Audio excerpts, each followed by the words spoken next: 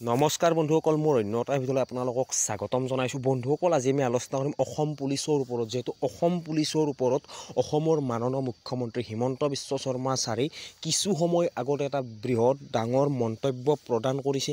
কি মন্তব্য প্ৰদান কৰিছে? যিহেতু আপোনালোকৰ ফিজিকেলক লৈ মন্তব্য প্ৰদান কৰিছে। ইতিমধ্যে ফিজিকেল ডেট ঘোষণা হৈ গৈছে। সেই ডেটৰ কাৰণে আপোনালোকৰ ভাল হ'বনে বেয়া হ'ব ফিজিকেল, গোটেইখিনি কথাই মই আপোনালোকক জনাবলৈ চেষ্টা কৰিম। আপোনালোকে ভিডিঅ'টো স্কিপ নকৰাকৈ শেষলৈকে সম্পূৰ্ণকৈ চাই থাকক। আৰু মোৰ চেনেলটোত যদি প্ৰথমবাৰৰ কাৰণে ভিজিট কৰিছে তেতিয়াহ'লে মোৰ চেনেলটো ছাবস্ক্ৰাইব কৰক আৰু কাষত থকা বেল আইকনটো প্ৰেছ কৰক। চাওক বন্ধুসকল, মই আপোনালোকক আগতেই জনাইছিলোঁ যে আপোনালোকৰ ফিজিকেল অকণমান দেৰি হ'ব। আৰু যিহেতু CM ছাৰে আজি ঘোষণা কৰিছে আপোনালোকৰ ফিজিকেল ডেট, যিহেতু আপোনালোকে প্ৰেক্টিছ কৰি আছিল, যেনেকৈ আপোনালোকে প্ৰেক্টিছ কৰি আছিল ময়ো সেনেকৈ প্ৰেক্টিছ কৰি আছিলোঁ, ৰানিঙকে ধৰি লং জাম্প, চিনাপ আৰু ৰিটেন এক্সামৰ কাৰণে। কিন্তু এতিয়া ফিজিকেল ডেট আহি গৈছে। বহুতে হতাশ হৈ গৈছে যে ইমান কিয় হ'ল, বহুতে হতাশ হৈ গৈছে। এইটো হতাশ হ'ব লগা কাৰণ নহয়, আৰু কিছুমান ভাবি চালে হয়ও, কাৰণ আমি বহুত দিন ধৰি প্ৰেক্টিছ চলাই আছোঁ। প্ৰায় আজি আমি 3 মাহ ধৰি প্ৰেক্টিছ কৰি আছোঁ। এতিয়া আমি গম পাইছোঁ যে ফিজিকেল কেতিয়া হ'ব। আপোনালোকে গম পাইছে, হয়তো বহুতেই গম পাইছে। মই আগতেই আপোনালোকক জনাইছিলোঁ যে আপোনালোকৰ ফিজিকেলটো দেৰি হোৱাৰ সম্ভাৱনাই যথেষ্টখিনি আছে, কাৰণ ইলেকশ্যনৰ আগত কোনো ধৰণৰ আপোনালোকৰ ৰিক্ৰুটমেণ্ট প্ৰচেছ তেওঁলোকে অনুষ্ঠিত নকৰে। সেই হিচাপত আপোনালোকৰ ইলেকশ্যনৰ পিছতে আপোনালোকৰ ফিজিকেলটো গুচি গৈছে। ফাৰ্ষ্ট টাইম আপোনালোকে CM ছাৰে কি কৈছিল ভালদৰে শুনি লওক। पुलिस होना है, मई महीना में पुलिस का रनिंग होगा, दौड़ना हो जाएगा। इसका ইতিমধ্যে আপোনালোকে CM ছাৰে দিয়া মন্তব্যটো ভালদৰে চালে। ইয়াত আপোনালোকে ভালদৰে দেখা পালে যে আপোনালোকৰ মে' মাহত ফিজিকেল প্ৰচেছ হ'বলৈ গৈ আছে। এতিয়া বহুতে হতাশ হৈ গৈছে, আপোনালোকৰ বাবে ভাল হ'বনে বেয়া হ'ব? চাওক বন্ধুসকল, এতিয়া মই ভাল হ'বনে বেয়া হ'ব আপোনালোকক অকণমান জনাবলৈ চেষ্টা কৰিম। যিহেতু আপোনালোকে গমে পাইছে 5,000+ ভেকেঞ্চি, ইয়াত এপ্লাই কৰা ল'ৰা ছোৱালীৰ সংখ্যা প্ৰায় 1 লাখৰো অধিক। 1 লাখৰো অধিক প্ৰায় ল'ৰা ছোৱালীয়ে এপ্লাই কৰিছে। আৰু যিহেতু আপোনালোকৰ ডিষ্ট্ৰিক্ট ৱাইজ ভেকেঞ্চি, আপোনালোকে গমে পাইছে কোনখন ডিষ্ট্ৰিক্টত বেছিকৈ পদ পৰিব আৰু কোনখনত কমকৈ পৰিব। যোনখন ডিষ্ট্ৰিক্টত জনসংখ্যা বেছি সেইখন ডিষ্ট্ৰিক্টত পদৰ সংখ্যা বেছি হ'ব।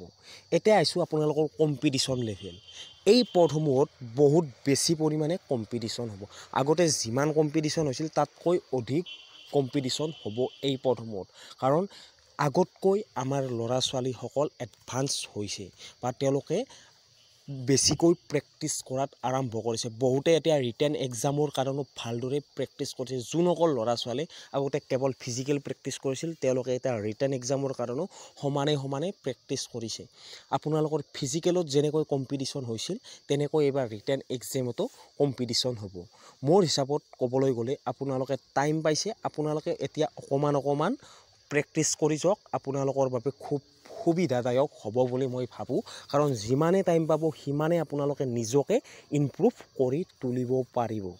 যিহেতু আপোনালোকে ফিজিকেলৰ কাৰণে প্ৰেক্টিছ কৰিছে, এতিয়া আপোনালোকে এই কেইমাহ আপোনালোকৰ হাতত 4-5 মাহ আছে। এই 4-5 মাহ সময়ছোৱাত আপোনালোকে ভালদৰে ৰিটেন এক্সামটো ভালদৰে, যাতে ৰিটেন এক্সামৰ কাৰণে আপোনালোকে প্ৰিপাৰেশ্যন কৰিব পাৰে। আপোনালোকে বেছিকখিনি এতিয়া ভালদৰে জানিব পাৰিব। বেছিকখিনি শিকিলে, বেছিকখিনি চালে আপোনালোকে ৰিটাৰ্ণ এক্সামৰ এটা ভাল মাৰ্ক উঠাব পাৰিব। যিহেতু ৰিটাৰ্ণ এক্সামৰ মাৰ্কটোৱে আপোনালোকৰ গেম চেঞ্জাৰ বুলি মই ক'ব পাৰোঁ, কাৰণ বহুতেই এইটো ক'ব যে ৰিটাৰ্ণ এক্সামৰ মাৰ্কটোৱে আপোনালোকৰ এক্সামত বা আপোনালোকৰ জীৱনৰ সপোনৰ গেম চেঞ্জাৰ। যদি আপোনালোকে ৰিটেন এক্সামত ভাল মাৰ্ক এটা তোলাব পাৰে তেতিয়াহ'লে আপোনালোকৰ চাকৰি নিশ্চিত। এই কম্পিটিশ্যনৰ মাজৰ পৰা এজন হ'বলৈ হ'লে গোটেইকেইটা ইভেণ্টতে আপোনালোকে ভাল ফলাফল দেখুৱাব লাগিব। তাত আপোনালোকে ফিজিকেলে হওক বা আপোনালোকৰ ৰিটাৰ্ণ এক্সামেই হওক, গোটেইকেইটা ইভেণ্টতে আপোনালোকে ভাল ফলাফল দেখুৱাব লাগিব। আৰু মই কৈছোঁ যে আপোনালোকে 9 বা 10 দিনৰ ভিতৰত এটা ভাল খবৰ পাব, কাৰণ যিহেতু কামাণ্ডো বেটেলিয়নৰ POP আৰু কেইদিনমান পিছতে অনুষ্ঠিত হ'ব। তাত অমিত শ্বাহ ডাঙৰীয়াৰ লগতে অসমৰ মাননীয় মুখ্যমন্ত্ৰী হিমন্ত বিশ্ব শৰ্মা থাকিব। হয়তো তাত আমাৰ আহিবলগীয়া আগন্তুক বেটেলিয়ন কেইটাৰ ঘোষণা হৈ যাব পাৰে। আপোনালোকক মই ইতিমধ্যে জনালোঁ। আৰু যিহেতু অতি শীঘ্ৰে আপোনালোকে নতুন পদ দেখা পাব বুলি মই আশা কৰোঁ যেহেতু 2024 চনত হয়তো আপোনালোকে জানুৱাৰী বা মে' মাহতে আকৌ অসম পুলিচত নতুন পদ দেখা পোৱাৰ সম্ভাৱনা যথেষ্টখিনি আছে আজিৰ ভিডিঅ'টোত এইখিনিয়ে আজিলৈ আহিছোঁ জয় হিন্দ জয় ভাৰত